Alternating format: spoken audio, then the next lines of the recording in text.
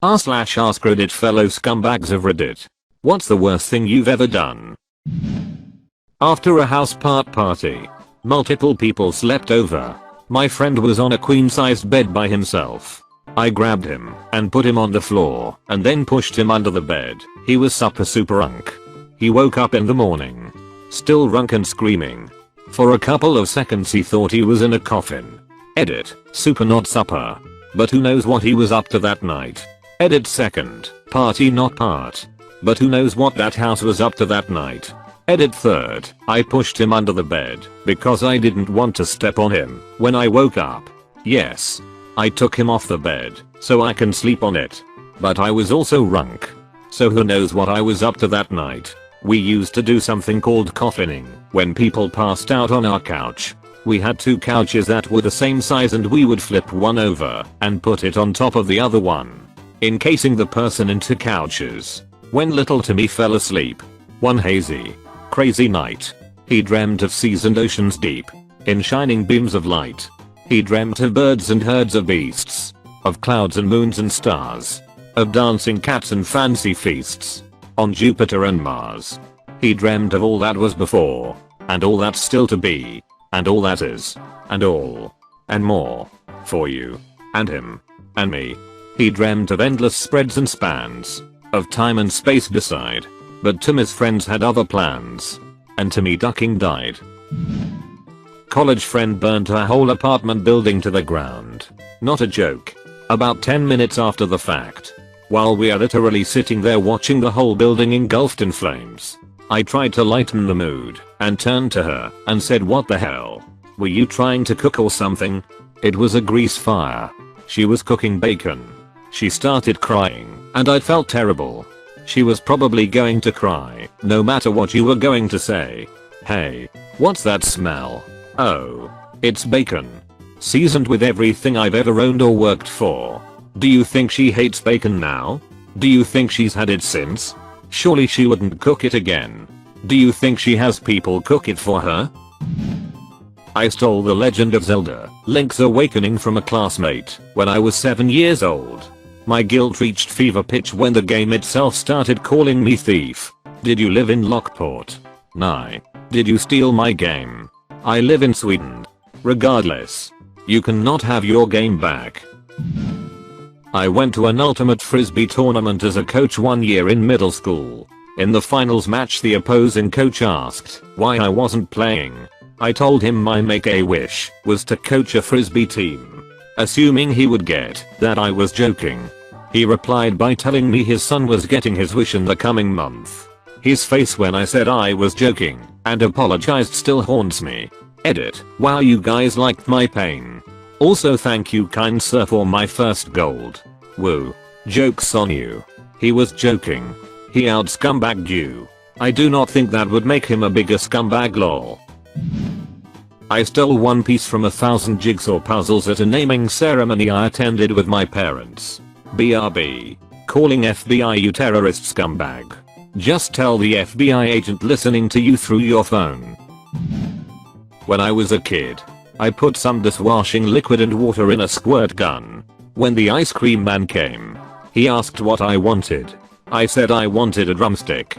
So he reached into the freezer and waited for the money. I didn't have any, so he asked why I did that. I said I do want it. I just don't have any money. He got pissed and I squirted him in the eyes with the soapy water. Why did I do it? I think I was mad that we never had money for stuff like that. And here he was parading it in my face every day. It's been about 50 years and I still feel bad about it. Edit, thanks for the gold. Wish I could send it to the ice cream man as restitution. 50. Edit, grats for your gold. You/Signomo. He had the Super Soaker one. One time when I was 17, my friend was having some big illicit party and I didn't want to deal with that. Just wanted to hang with a few of my friends. So early on in the evening, before it was to begin, I called in a fake noise complaint to get the police to drop by and maybe rattle him, so my friend would call off the party. Well, little did I know that it had already begun. And the cops showed up and did a huge bust. Guess who was there drinking? My two younger brothers. One of them assaulted a female officer, pushed her so he could run away, and got charged with a felony. I knew of someone who would advertise parties at his own home in HS and charge each person for the kegs. Then he'd call the police to come and break up the party, and he kept the money while only buying minimal beer. Apparently the cops were not known to actually issue citations, but rather just break up the party. Scumbag. Jesus, that kid is probably doing really well for himself right now. Not for anyone else, but really well for himself. When I was 14, my uncle stole some of my stuff to sell at a yard sale, so I beat his book with a sledgehammer then lit it on fire. In retrospect, I may have overreacted. Edit. This got more attention than I thought it would. With just this context you get the picture that I'm a crazy pyro or something, but it's hard to put into words years of abuse and how it affects your state of mind. This wasn't the only incident that made me seek revenge, it was just the one that was the last straw. Yes, I had the intention to burn it. The sledge was just to send the message, it was 100% intentional. No law enforcement was ever involved. Edit 2. I may have came off like I felt like I was justified in what I did. At the time I did feel like I was, but I want to be clear. There were no good guys in this story. There were no winners. When you let hate and anger take over, you aren't going anywhere good. Now you escalated. He said it was a book, not a Cadillac. I started dating this girl in high school that went to a different high school. She had a few friends who went to my school, including this guy named Aaron. I never really talked to Aaron, but he was in one of my classes and seemed like a nice guy. So I started trying to talk to him on occasion. I didn't really know what to say, so I would just casually bring up my girlfriend around him.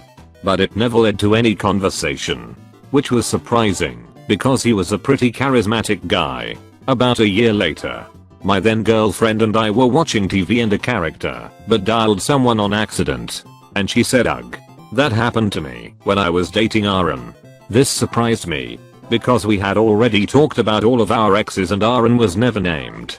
I mentioned this and she swore up and down that she told me that her and Aaron dated. I'm still convinced she never told me. I was a little mad, but I knew she wasn't hiding that from me and just must have forgotten to mention it. That's when I remembered how I was trying to become friends with this dude by constantly rubbing in his face that I was dating his ex. He must have really thought I was a total scumbag. Edit. As I read through things, I will definitely clarify that she was definitely not cheating.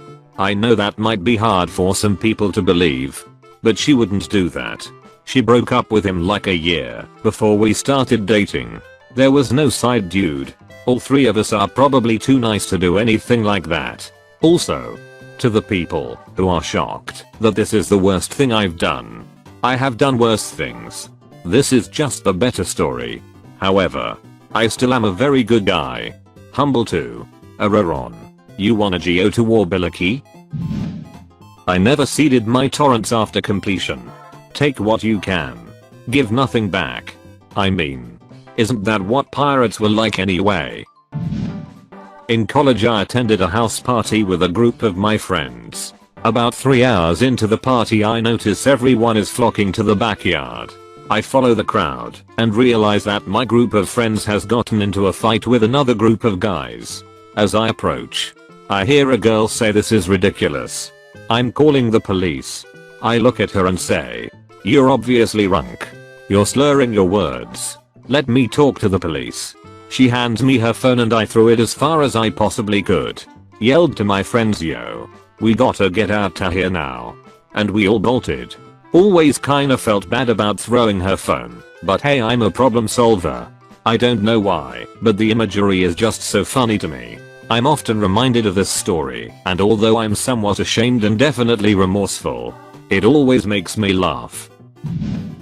I introduce my brother to his wife. "I'm so sorry, man. My wife is extremely friendly and outgoing, especially when she has been drinking. She befriended this girl at the bar one night that was in town visiting from a few hours away. She thought she would be a perfect hookup for our single friend that was with us. So my wife introduces them. They hit it off and hook up. Then they start dating long distance, and he moves away to be with her. Turns out she is pretty controlling. and we never see or talk to my buddy anymore. She's sorry about it now. It does not seem like something that she could have known. And your buddy needs to stand up for himself. On holiday in a hotel I didn't know very well and had to look after my little brother. I needed to poop, but couldn't find where a toilet was. So dragged him into an empty jacuzzi and took a dump in it. We both screamed and ran out as it floated to the top and managed to convince him it was already there when we got in. How can you not find a bathroom, but you can find a jacuzzi? We were outdoors in the water park area of the hotel, where there were pools, slides etc. Looked inside but couldn't see anything. I was probably about 11 at the time as well and not the brightest kid. Broke up with my college girlfriend over the phone a week after saying I love you to get her to do now. Also, I was playing Warcraft 3 on mute while she cried. Yep. That's pretty scumbaggy.